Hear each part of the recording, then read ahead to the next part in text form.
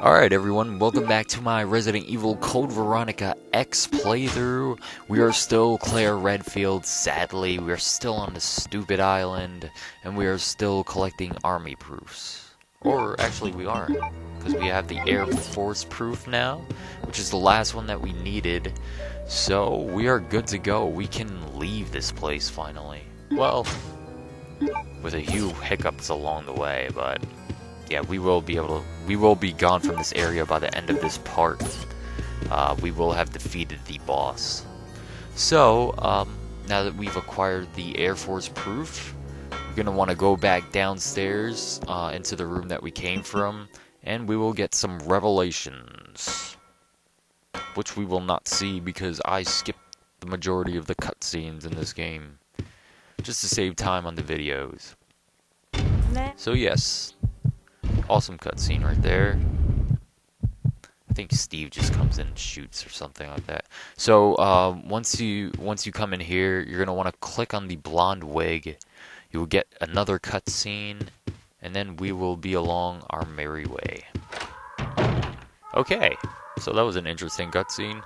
So as you can hear, the self-destruct sirens are going off right now.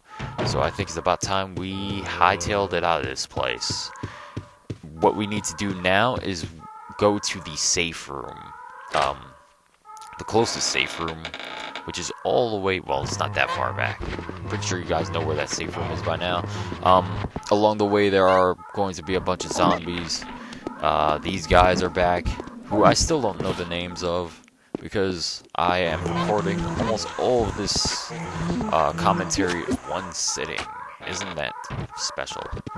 So, once you get into the safe room, you are going to want to put the army proofs, or, well, the rest of the proofs inside of your inventory, because they are going to be used soon. And you may or may not want to save your game at this point. I believe that I do. And, yeah. So, since nothing's going on at the moment, feel like talking a bit about Devil May Cry, because this game was actually bundled with the demo for the original Devil May Cry, and I remember I played that demo constantly before I actually got the game on Christmas. But man, I loved that demo, and I love that game to death, and I love that series. That is essentially dead to me now that they're rebooting it for absolutely no reason. Well, besides greed.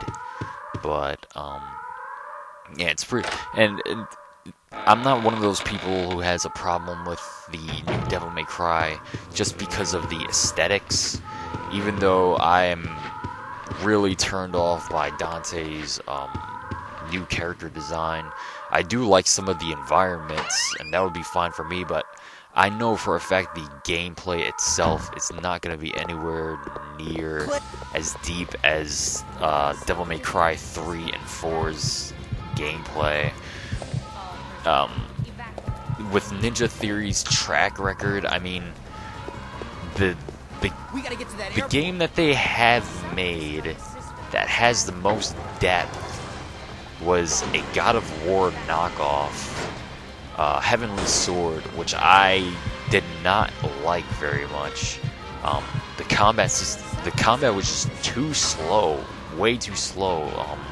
And it's the same exact thing with Enslaved. Enslaved had some horrible combat mechanics, but yeah, the new Devil May Cry, I know it's not going to have anywhere near the amount of depth that 3 and 4 have, especially when it comes to the ways in which you can dispatch your enemies. I mean, it'll probably look cool and all, but it doesn't have the nuance to it, which is really sad to me.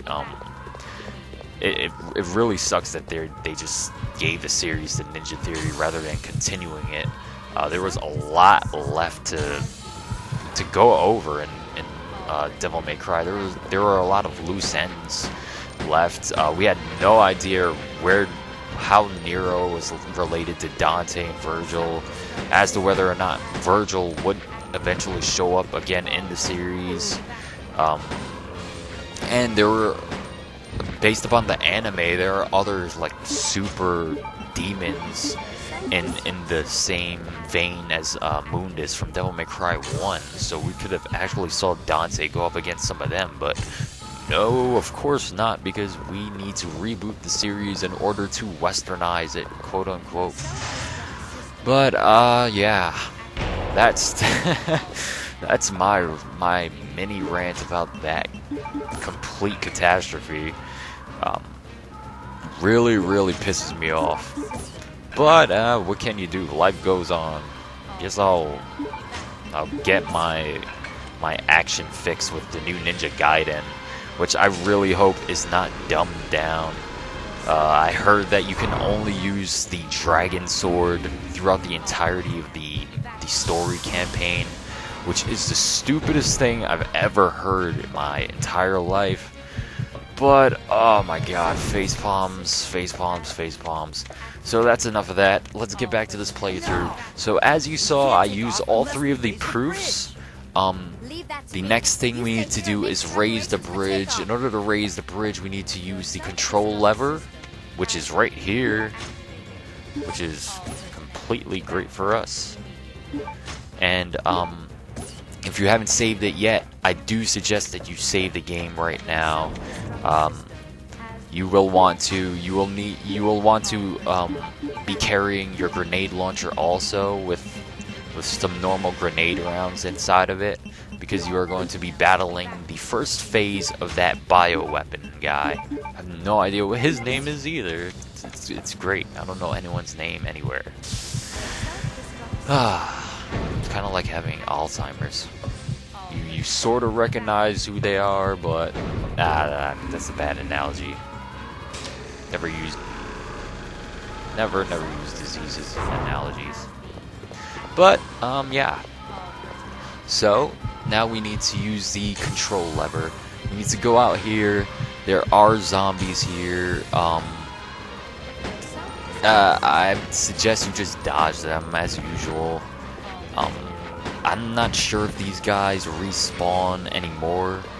I'm pretty sure that they do still respawn even if you kill them, so screw them, run by them, run through the shutters, run across the bridge, and yes, we will acquire a few things, and we will raise the bridge. But yeah, seriously, one weapon throughout the entirety of the campaign? Really? Really? I mean, Ninja Gaiden, the original, Ninja Gaiden Black or Ninja Gaiden Sick, well, not the original, the original of the modern series had like how many weapons? It had at least 6 weapons. And then Ninja Gaiden 2 and Sigma 2, I don't even remember how many weapons are in it. I'm pretty sure there are pretty close to 10 weapons, if not more. And then you're gonna give us Ninja Gaiden with 1 weapon, really? I know they're gonna have more weapons in the online mode. I have no idea what the online mode entails, but oh my,